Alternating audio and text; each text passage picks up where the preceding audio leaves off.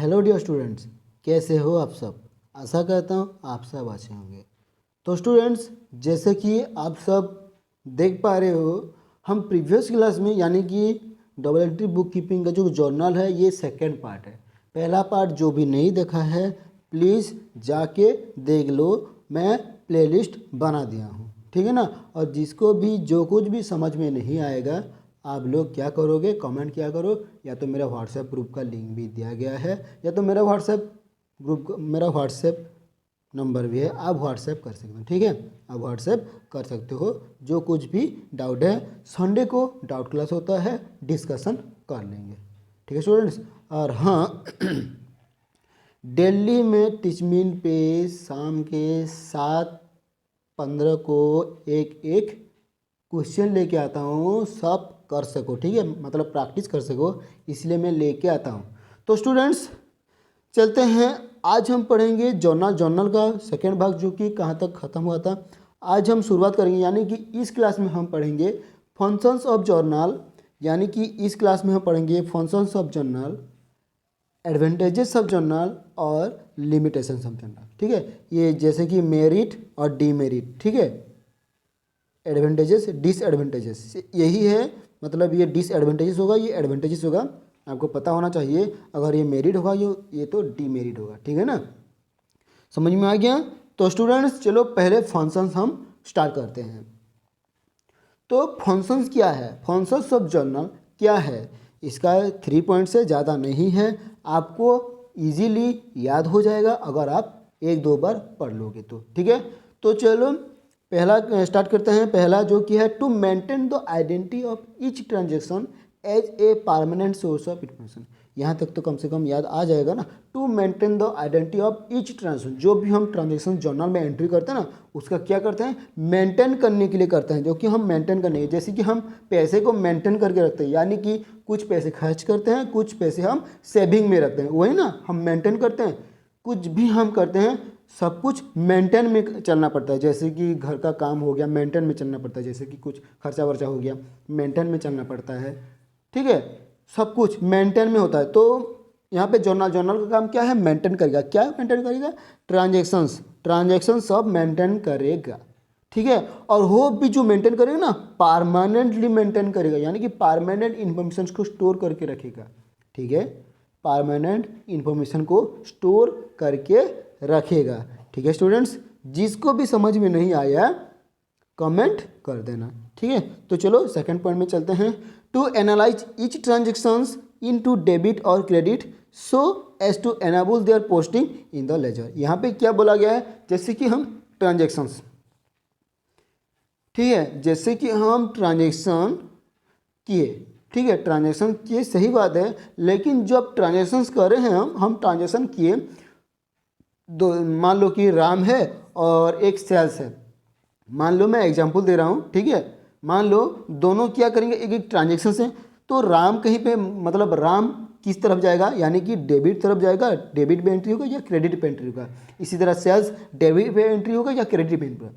इसी को हम क्या करते हैं, एनालाइज करते हैं, यानी कि ट्रांजेक्शन जो भी कॉलम में जाएगा, यानी कि डेबिट कॉलम में जाएगा डेबिट कॉलम में एंट्री करेंगे, और क्रेडिट कॉलम में जाएगा तो क्रेडिट कॉलम में एंट्री करेंगे। इसीलिए हम कहा जाता है analyse each transaction into debit और क्रेडिट, ठीक है, so as to enable their posting in the ledger. तो क्या होगा, अगर गलत होगा तो हमारा लेजर पूरा क्या होगा, गलत हो जाएगा, ठीक है ना। मतलब जब गलत होगा जर्नल ही तो लेजर भी गलत होगा, ठीक है। अगर जर्नल सही होगा तो लेजर भी सही होगा, ठीक है। जैसे कि राम एक पर्सनल अकाउंट है, पर्सनल अकाउंट में अगर गिवर हुआ तो क्रेडिट होगा, अगर रिसीवर हुआ तो डेबिट होगा। अगर डेबिट है मान लो और हम लेजर पे क्रेडिट किए हैं तो हमारा जर्नल ही गलत हो जाएगा, क्योंकि हमारा टैली ही नहीं होगा, हमारा टैली ही नहीं होगा।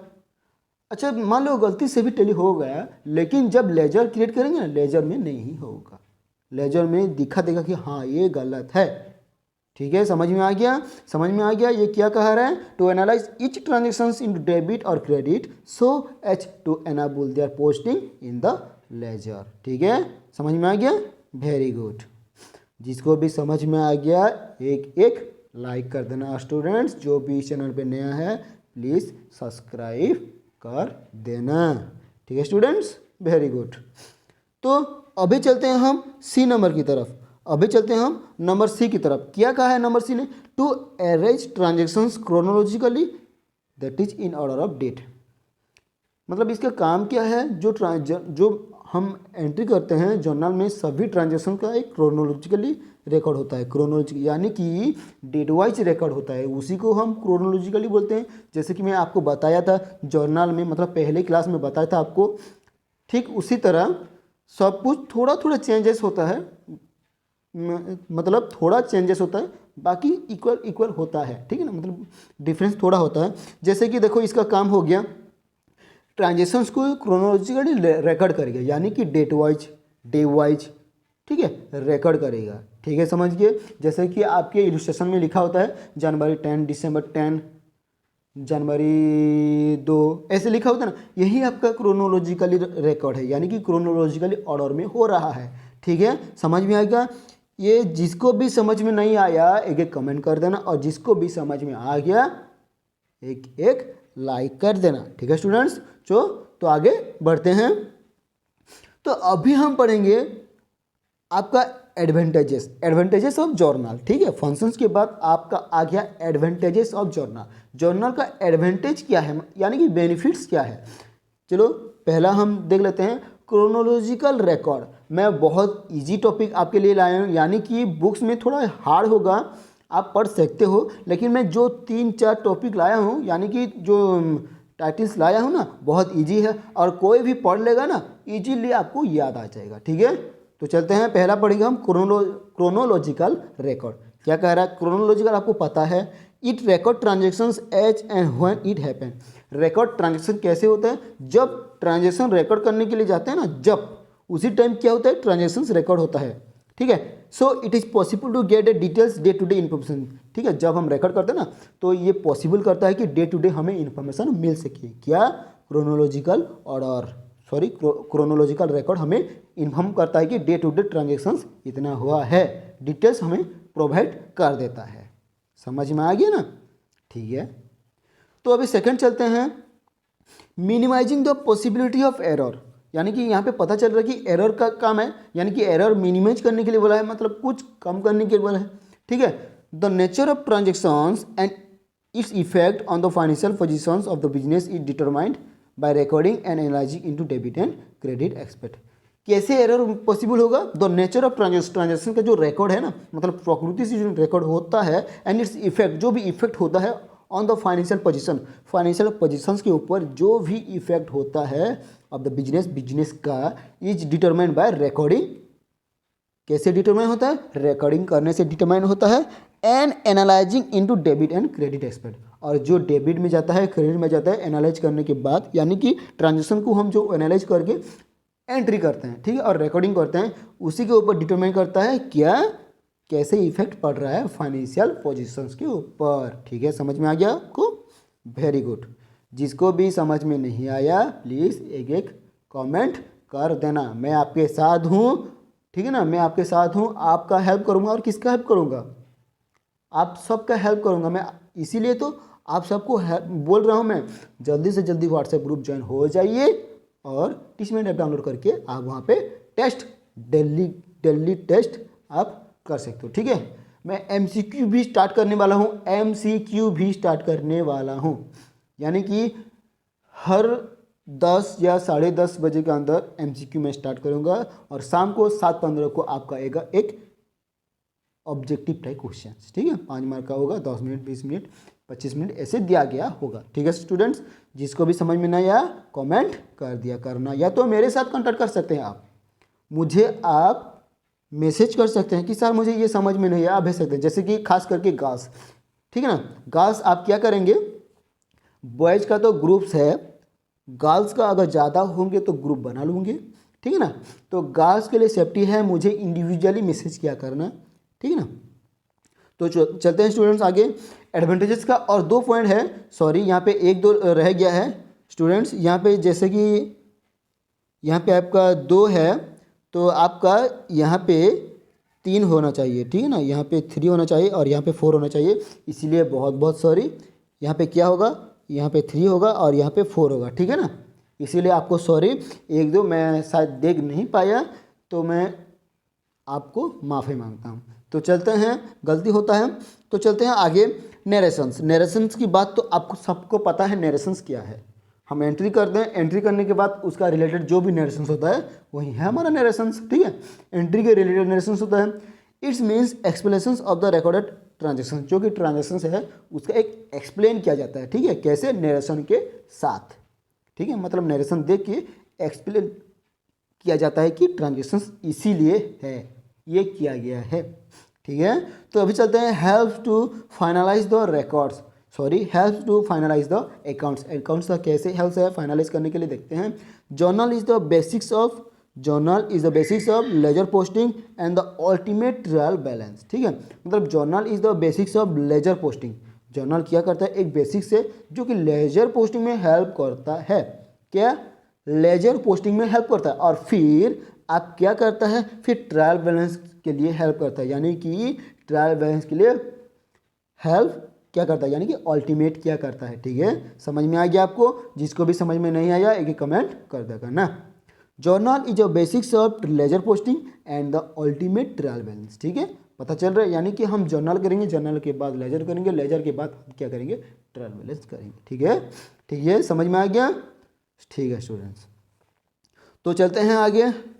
तो अभी आपका आ गया लिमिटेशंस ऑफ जर्नल। अभी आपका क्या आ गया, लिमिटेशंस ऑफ जर्नल। बहुत बढ़िया है। लिमिटेशंस ऑफ जर्नल क्या है, पहला है आपका लॉन्ग एंड अनवैलिडी, ठीक है, अनवैलिडी क्या है ये, तो journal will be long and unwieldy if the business has too many transaction. जैसे कि लॉन्ग यानी कि ज़्यादा हो रहा है या तो बहुत कुछ हो रहा है, ठीक है, भारी रकम में हो रहा है, ठीक है ना, लंबा हो रहा है, भारी रकम में हो रहा है, तो क्या करेगा, बिजनेस को बहुत मेनी ट्रांजेक्शन्स करना पड़ेगा। If the business has too many transaction, अगर बिजनेस ज़्यादा से ज़्यादा ट्रांजेक्शन कर रहा है तो इफेक्ट पड़ेगा लॉन्ग एंड अनवैलिडी, यानी कि बहुत ज़्यादा हो जाएगा और भारी रकम में कुछ नुकसान हो सकता है। ये आपका लिमिटेशंस यानी कि डिसएडवांटेजेस, ठीक है, ठीक है ना, समझ में आ गया, वेरी गुड। तो अभी चलते हैं सेकंड नंबर पे, number 2, daily cash balance not possible, यानी कि यहाँ पे क्या कहा है, जो कि हम कैश बैलेंस डेली करते हैं ना वो पॉसिबल नहीं है बोल रहा। चलो देखते हैं। It is not possible to ascertain daily cash balance from journal, journal में जो कि डेली कैश बैलेंस होता है ना पॉसिबल नहीं है, यानी कि हमें निकालना बहुत मुश्किल हो जाता है, लेकिन डेली पॉसिबल नहीं है। सभी टाइम पॉसिबल होता है लेकिन डेली पॉसिबल नहीं है, कुछ टाइम के लिए पॉसिबल हो जाता है लेकिन डेली नहीं है, ठीक है ना। Separate book is to be maintain for this purpose, इसीलिए क्या किया जाता है, हमें जर्नल और एक कैश बुक सेपरेट मेंटेन करना पड़ता है। समझ में आ गया आपको ना, वेरी गुड। चलो फिर से पढ़ रहा हूँ। It is not possible to ascertain daily cash balance from journal, separate book is to be maintained for this purpose, ठीक है ना, वेरी गुड, ठीक है, समझ में आ गया आपको।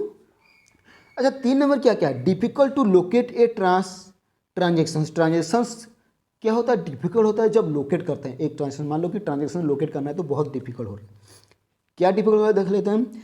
It is difficult and time consuming to locate a transactions in the journal, journal में जो भी हम डिफिकल्ट होता है मतलब टाइम कंज्यूमिंग होता है, क्यों, क्योंकि जब हम एक ट्रांजेक्शंस को लोकेट करते हैं तो बहुत डिफिकल्ट होता है और टाइम बहुत लेता है, ठीक है ना, टाइम बहुत लेता है, तो इसलिए बोला क्या है कि difficult to locate a transaction.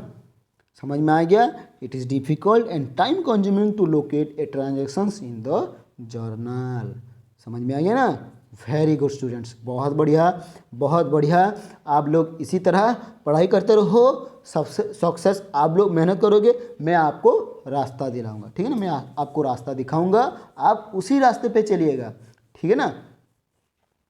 तो स्टूडेंट्स 4 नंबर पॉइंट देख लेते हैं। 4 नंबर पॉइंट क्या है, टाइम कंज्यूमिंग पोस्टिंग, यानी कि टाइम कंज्यूमिंग पोस्टिंग क्या हो रहा है, it is time consuming to post each and every transaction from the journal to the ledger, यानी कि जर्नल से लेजर को पोस्टिंग करने के लिए हमें क्या करना पड़ता है, टाइम कंज्यूमिंग करना पड़ता है, मतलब सभी ट्रांजेक्शन्स एक करके हमें देख के हमें पोस्टिंग करना पड़ता है जर्नल में, इसीलिए कहा गया है टाइम कंज्यूमिंग जब हम जर्नल से लेजर तक पोस्ट करते हैं। समझ में आ गया अभी स्टूडेंट्स, समझ में आ गया? बहुत बढ़िया। जिसको भी समझ में आ गया एक एक लाइक कर देना, और जिसको भी समझ में नहीं आया एक एक कमेंट कर देना। ठीक है स्टूडेंट्स, समझ में आ गया कि नहीं आया? मैं तो आशा करता हूँ आप सब समझो। पहले समझो फिर आप नोट लिखना, ठीक है ना? पहले समझो फिर आप नोट लिखना, लेकिन पहले नोट नहीं लिखना। मैं जैसे पढ़ा रहा हूँ, एक वीडियो तो अपलोड कर रहा हूँ, आप पहले वीडियो देखो, समझो, फिर रिपीट करके आप नोट लिखना, फिर उसी को पढ़ना। देखना याद नहीं रहा तो बोलना याद जरूर रहेगा, ठीक है? जब एक काम रिपीट करते ना वो याद रह जाता है। इसी तरह जैसे कि एक फिल्म दिल से देख लेते हैं फिल्म, ठीक है, तो क्या होता है, इजीली याद हो जाता है। 3 आवर्स का होता है, जबकि बीच का भी पूछ लो आपको पता चल जाता है हाँ फिल्म में ये हुआ था, इस फिल्म में ये हीरो है। बुक में क्यों नहीं होगा? बुक्स में भी होगा, जब आप मन लगा के पढ़ोगे। 1 घंटा पढ़ो, 2 घंटा पढ़ो, 3 घंटा पढ़ो या 10 घंटा पढ़ो, फर्क नहीं पड़ता। 2 घंटा भी पढ़ो लेकिन मन लगा के पढ़ो। जितना भी मन लगा के पढ़ोगे ना उतना सारा याद हो जाएगा। ठीक है स्टूडेंट्स, तो आगे चलते हैं। स्टूडेंट्स बहुत बहुत थैंक यू, आप लोग मेरे वीडियो देख रहे हो, आप लोग मुझे सपोर्ट कर रहे हो। जो भी इस चैनल पे नया होगा प्लीज़ एक सब्सक्राइब कर देना और शेयर भी कर देना, और जिसको भी जो कुछ भी डाउट है एक कमेंट कर देना। ठीक है स्टूडेंट्स, रहता हूँ, तो मिलेंगे नेक्स्ट वीडियो में। नेक्स्ट चलेंगे, क्या चलेंगे नेक्स्ट में बाकी जो है जर्नल का मैं प्रैक्टिकली बताऊंगा, यानी कि मैं जो कुछ भी है मैं कैसे बताऊंगा, मैं ब्लैक बोर्ड में बताऊंगा, यानी कि बोर्ड से ही बताऊंगा। ठीक है, ये थ्योरी था इसीलिए मैं स्लाइड से बताया, जो भी है ना बोर्ड से बताऊंगा, और बहुत मज़ा आएगा, बोर्ड से बताऊंगा, बहुत मज़ा आएगा। मज़ा नहीं आया तो बोलना, ठीक है स्टूडेंट्स? तो स्टूडेंट्स मिलते हैं नेक्स्ट वीडियो में।